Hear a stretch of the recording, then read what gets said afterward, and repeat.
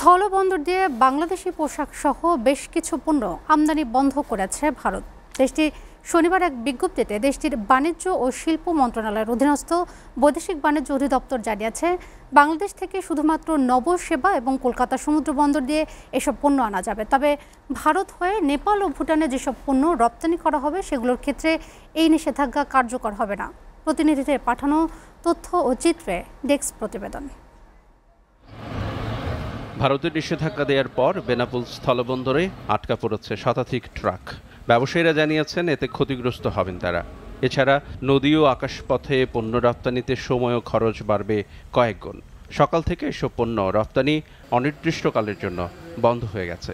ফলে ভারতের সুতা, গার্মেন্টস পণ্য, ফ্রুটস ফ্লেভার, কার্বোনেটেড ড্রিঙ্ক তৈরিকৃত খাদ্য সামগ্রী এবং প্লাস্টিক পিভিসি বা কাঠের ফার্নিচার সহ ৬টি পণ্যের রপ্তানি বন্ধ রয়েছে। এদিকে উত্তর পূর্বাঞ্চলের স্থলবন্দরগুলো দিয়ে পণ্য প্রবেশের নিষেধাজ্ঞা দিয়েছে। এতে করে উভয় দেশের আমদানি রপ্তানি ক্ষেত্রে নতুন করে সমস্যার তৈরি হয়েছে। বিশেষ করে বাংলাদেশের তৈরি পোশাক রপ্তানি বাধাগ্রস্ত হবে। তবে পঞ্চগড় চতুর্দেশীয় স্থলবন্দর বাংলাবান্ধা দিয়ে নেপাল ও ভুটানে আমদানি রপ্তানি স্বাভাবিক রয়েছে। নিষেধাজ্ঞার ফলে তৈরি পোশাক, প্লাস্টিক, মেলামাইন, আসবাবপত্র, জুস, কোমল পানীয় ও প্রসেসড ফুড সহ একাধিক পণ্য রপ্তানির বাধার মুখে পড়বে।